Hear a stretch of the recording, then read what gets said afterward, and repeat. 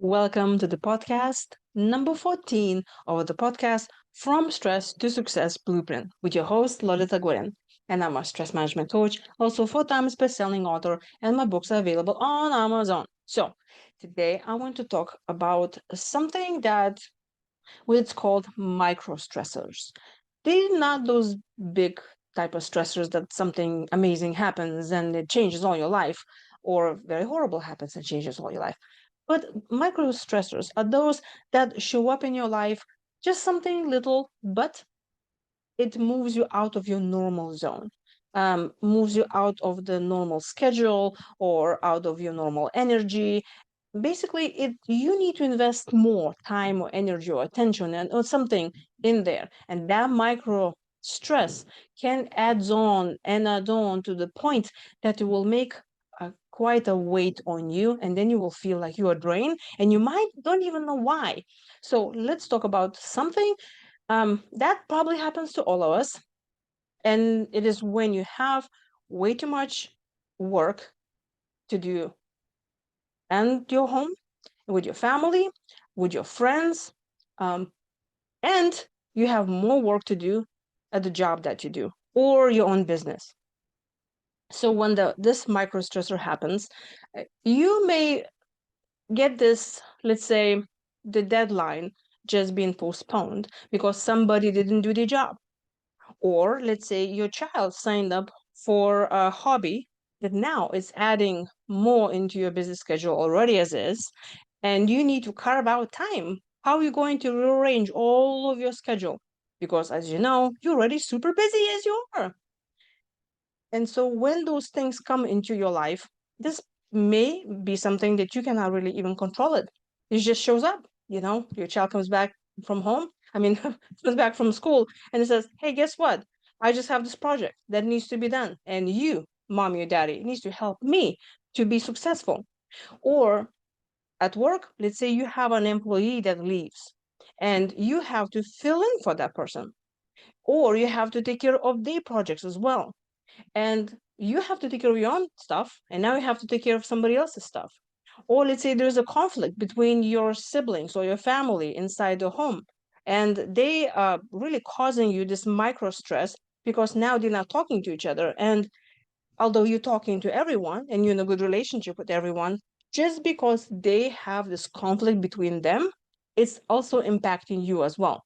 So I'm inviting you now to kind of think about in the past, when was a situation that you felt this micro stressor, when something happened around you that did not, it wasn't created by you, but it really came from outside in.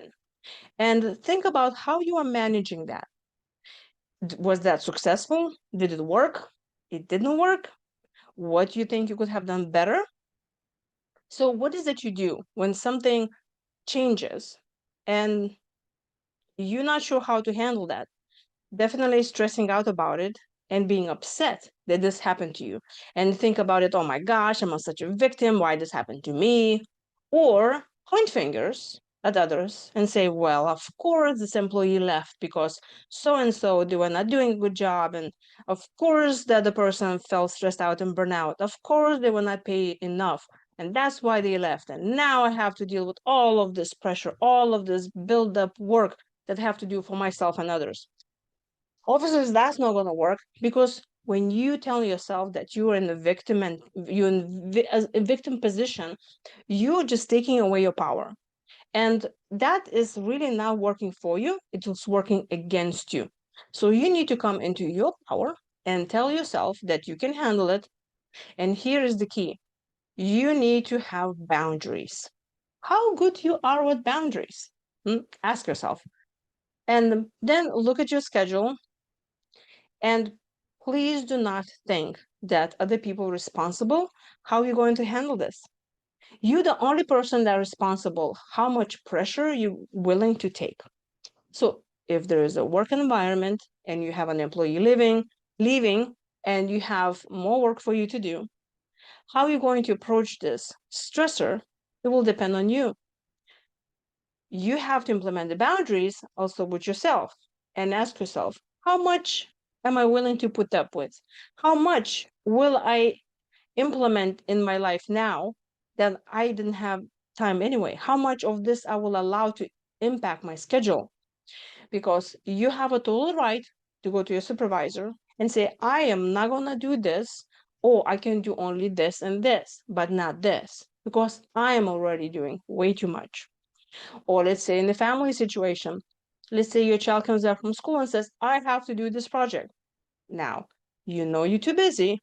So what will you do? You will delegate it. You delegate to somebody else.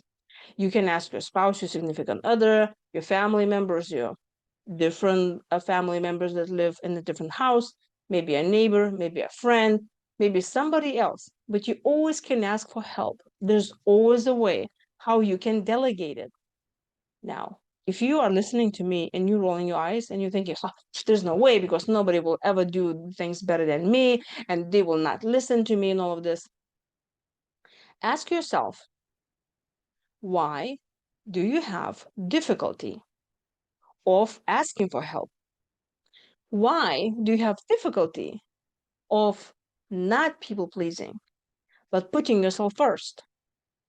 Because if you're not going to put yourself first and you will not make your schedule work for you and you will not ask for help, you will stress more. It will add more to your weight during the day. You will spend more energy and you will be more stressed out by the end of the day. So if you think that your child is asking your help and you feel like you have to help them, otherwise you'll be seen like a bad parent, you will be burned out by the end of the day. And you probably even be a worse parent because you will snap at them because you don't have enough patience or you will not have enough energy and you cannot go ride a bike with them. What could have been instead? Just you could have asked the teacher or a friend or somebody else to help that child. So always when you're in a situation, think, is it okay for me to delegate? Is it okay for me to ask for help? And ask for help. And you'll be surprised how many times that we ask other people for help and they actually willing to help us. And ask you, if somebody will come to you now and ask for help, would you help them? Probably you would. So it's okay because by helping yourself and standing in your power and honoring yourself and having those boundaries actually will help those other people around you that you care so much. And if you're in a work position where you say, I don't think any employees will listen to me, any supervisor will listen to me, you have to have those boundaries and you have to communicate them and say, there's no way for me to stay another hour of work because I have to take care of my family. Because if I will have not enough energy and I'll be burned out by the end of the day, I will be a bad parent when I come back home. Hence, I need to take care of my responsibilities first. My priorities, my family is number one thing, and then my job. So ask what are your priorities and do not be afraid and not be ashamed of asking for help because you, the most important person is for you. And then you can take care of everybody else because you will be full of energy that you can give. Well, I'm sure you already. Maybe I'm talking way too long about this, but I just really want you to understand that by helping yourself, you're helping those people that you love. If you need more help with the coaching and building, first getting clear about what are the issues that you need to work on? What are the patterns that you have?